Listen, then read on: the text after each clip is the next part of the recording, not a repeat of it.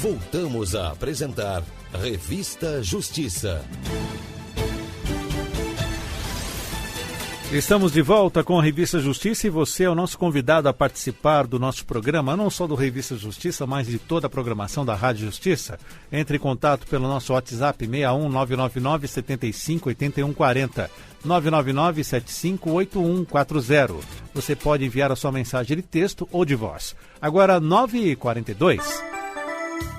E agora, fique por dentro dos assuntos ligados ao direito imobiliário com o colaborador da Rádio Justiça, o advogado e presidente da Comissão de Direito Imobiliário OAB Minas Gerais, Dr. Quênio de Souza Pereira. Dr. Quênio de Souza Pereira, muito bom dia. Bom dia, Sérgio. Bom dia, ouvinte da Rádio Justiça. Dr. Quênio, vamos falar de um assunto que até é corriqueiro, ata de assembleia. Problemas com essas atas podem ocasionar até a nulidade dela ou não? Com certeza. Temos decisões dos tribunais de justiça, né, determinando a nulidade em função de vícios, como a redação posterior da ata, de maneira a subtrair assuntos, debates que são importantes, a inserção de temas que não constaram no histórico de convocação, até mesmo a situação de pessoas colocarem deliberações que foram inexistentes. Então, lamentavelmente, acontece situações que geram insegurança no condomínio. E quando isso ocorre, um condômino ou outro, né, se vê no direito de entrar com a ação para requerer uma declaração de nulidade daquela deliberação. Acontece muitas vezes, inclusive, quando é votada a eleição do síndico. Então, são situações que deveriam ser evitadas, mas, infelizmente, aquela postura dominante, que é amadora aos condomínios, acarreta essa situação. O ideal seria que a ata fosse elaborada de imediato no decorrer da Assembleia, evitando, assim, esses questionamentos e até mesmo demandas judiciais em função de uma certa falta de preocupação com a redação mais adequada da ata da Assembleia. E, doutor Quênio, por que então os síndicos insistem nessa prática de fazer a ata depois da realização dela, vários dias depois? Isso acontece em função de falta de preparo ou mesmo aquela situação da pessoa não levar para a reunião um computador, um notebook, a impressora, ter alguém para digitar na hora a ata. Existe, no caso, um vício de deixar essa redação para depois. E isso facilita, né, a inserção de situações que não aconteceram na ata, ou então mesmo até a má-fé.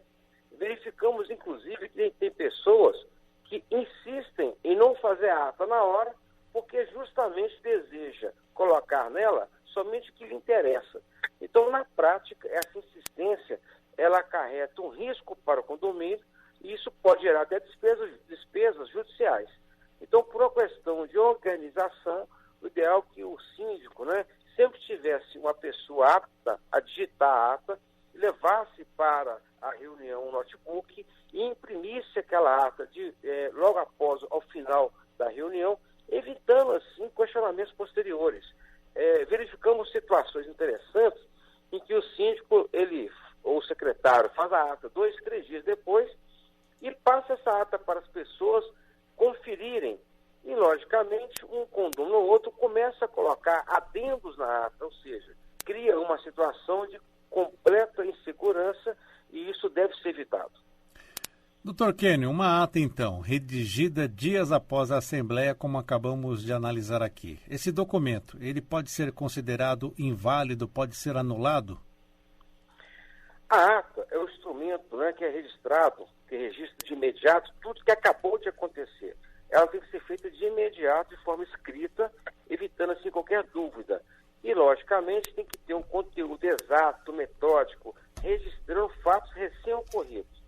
Agora, quando uma ata é feita posteriormente, na prática, ela configura um relatório, porque ela vai registrar atos pretéritos já ocorridos há algum tempo.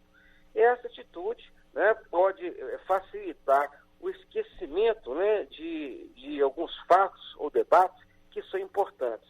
Então, a ata feita posteriormente, ela é realmente questionável, podendo vir a ser objeto de uma ação quando contém situações que não aconteceram de imediato, quando deixa de constar a votação de algumas deliberações, criando assim até polêmicas e, logicamente, vemos em alguns casos a ata ser utilizada em processos judiciais para induzir o julgador a determinado julgamento ou determinada decisão. Então, na prática, a ata é um documento importantíssimo e que deve ser realmente elaborado com maior critério. Doutor, querem aquela situação em que o síndico ele não quer de qualquer forma fazer com que haja ali um posicionamento de algum condômino. Como isso pode ser corrigido e isso é legal?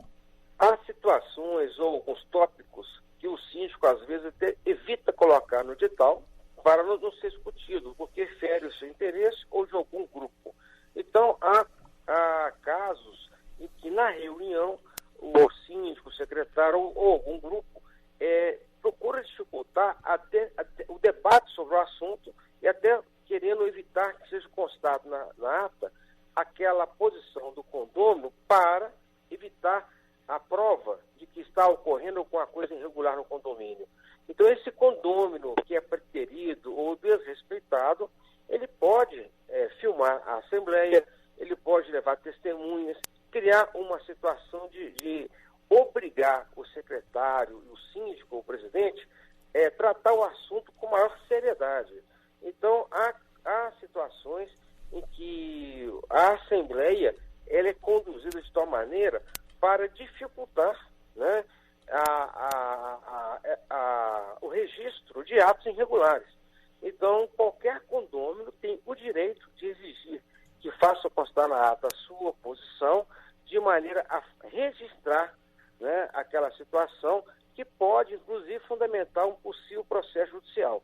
Então, no caso aí, é importante que os condôminos entendam que o síndico, o secretário ou o presidente não tem o poder de criar uma situação de evitar o registro do que acabou de ser debatido entre os condôminos ou votado.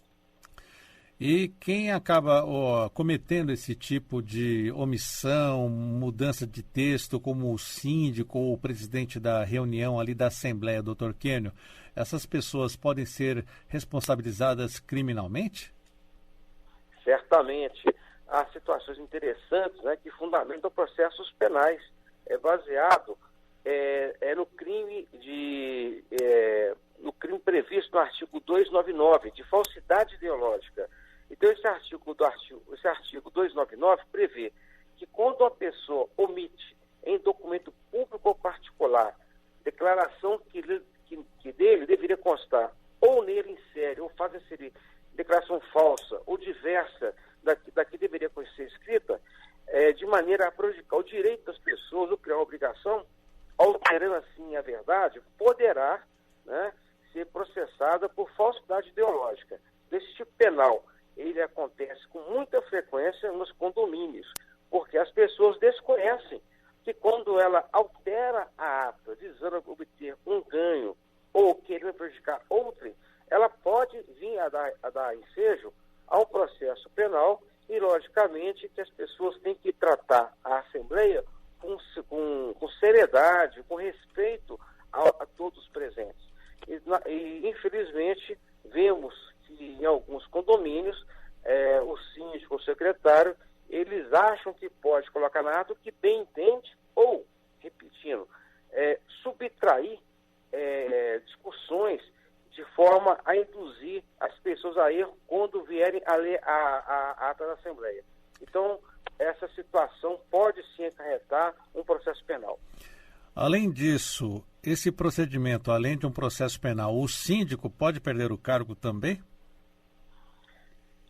A lei, o artigo 1348, determina, né, que o síndico tem o dever de cumprir a lei, a convenção e agir com lisura, de acordo com os interesses do condomínio, de maneira ordeira, de maneira a respeitar os interesses da coletividade. Quando o síndico ele descumpre a lei, né, cria uma situação irregular, podendo causar, inclusive, demandas judiciais, ele pode vir a ser destituído com base no artigo 1349 do Código Civil. Então, a Assembleia, em função de um comportamento inadequado do síndico, que gera demandas judiciais, que cria situações de intriga no condomínio, ela pode tranquilamente exigir uma Assembleia para destituir o síndico, eleger um novo mandatário. Agora, um ponto interessante, há síndicos que, em função desse comportamento irregular, que se recusam a fazer o edital para a sua destituição ou eleição de um novo síndico. Nesse caso, o Código Civil prevê que 1/4 dos condôminos poderá elaborar esse edital. Então, se o prédio tem 40 apartamentos, 40 condôminos, com apenas 10 pessoas, essas 10 podem elaborar o edital, fazer a Assembleia, e esse edital assinado pelos 10 condôminos terá validade e o que a Assembleia determinar caberá ao síndico cumprir de forma obrigatória. E, doutor Kennedy Souza Pereira, quais os prejuízos que o condomínio ou o condômino pode sofrer quando há alguma omissão na ata da Assembleia? São diversos pontos, como, por exemplo, a questão de obras. Então, às vezes o síndico ele coloca em votação a obra essa que não agrada a muitas pessoas, e ele maqueia a votação. Ele cria uma situação de forçar a aprovação daquela obra e, logicamente, essa ata viciada pode ser questionada, acarretando, inclusive, o insucesso do condomínio em ações de cobrança contra um condômino ou outro que venha a se recusar a pagar a taxa extra. Há situações, inclusive, de deliberações, como repetindo aquela questão do síndico ser eleito, uma votação irregular. Há outros